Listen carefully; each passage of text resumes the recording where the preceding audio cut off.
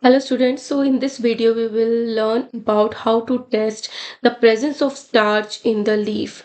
So as we know that the starch is colorless. Starch is colorless. Then how do we know that the starch is present in the leaf? So here is the iodine test. So iodine test, what happens when we put iodine on the leaf where starch is present, it will turn blue, black.